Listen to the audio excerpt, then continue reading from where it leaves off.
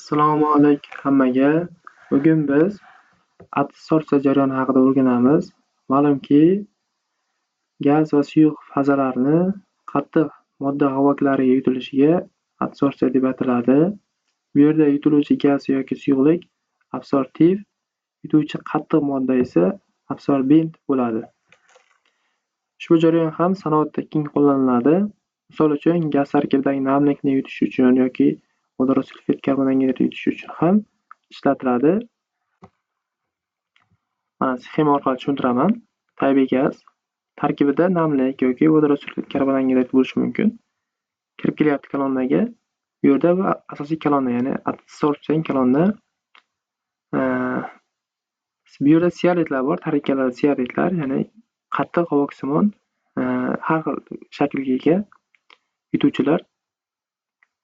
Nima uchun yuqoridan beriladi? Sababi yuzaq orqali teng taqsimlanish uchun, pastdan berilganda esa teng taqsimlanmaydi, ya'ni kanal hosil qilib tepaga chiqib ketishi mumkin. Shuning uchun yuqoridan beriladi, teng taqsimlanadi yuzaq orqali va pastga qarab harakatlanadi gaz. Siaretlarda yaxshi yutiladi namlik yoki nordan gazlar. Pastki qismida mana gaz, toza gaz chiqib ketadi. Mana bu yerda siaretning changini tutib oluvchi filtrlar mavjud. Ushbu filtrlar mexanik zarrachalar, ya'ni siaret changini ushlab qoladi. Tozalangan tabiiy gaz keyingi jarayonlar uchun beriladi. Siaretlar ma'lum bir vaqt davomida ishlaydi va tuyinadi, namlikka yoki gazlarga tuyinadi. Misol uchun namlikka tuyindi. Endi bu bosimlar qo'yilgan bo'ladi, PDT deydi, ya'ni bosim transmitterlar qo'yilgan bo'ladi. Ushbu bosim kiruvchi va chiquvchi bosimning farqini hisoblaydi. Agar kirguncha uchuydi, chiqquncha 2 bo'layotgan bo'lsa, farq kattarib ketsa, demak siaret tuyinganligini bildiradi. Ya'ni yetarlicha gaz o'tolmayapti. Natijada keyingi kolonnaga toza siaret mavjud bo'lgan kolonnaga tabiiy gaz beriladi. Bu kolonna regeneratsiya qilinadi, ya'ni desorpsiya.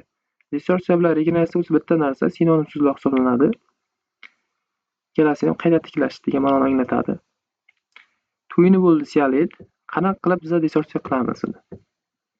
Mana bu yerdan desorpsiya uchun asosan azot yoki metan gazi beriladi.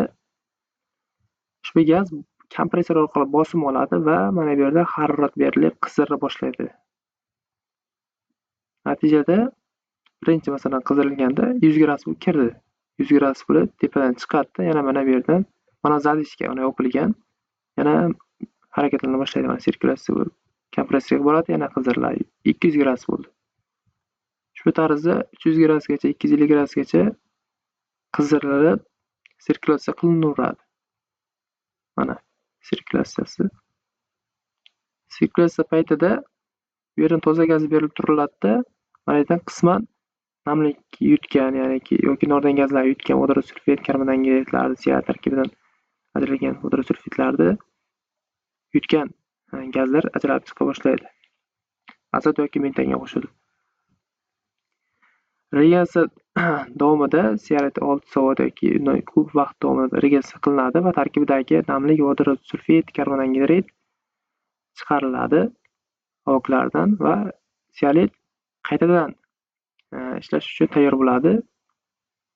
Natijada mana zadishkalar yopiladi-da, mana ikkita zadishka yopilib, tepadan yana tabiiy gaz beriladi. Tarkibida namlik va siaret, namlik va vodorod sulfat mavjud bo'lgan tabiiy gaz.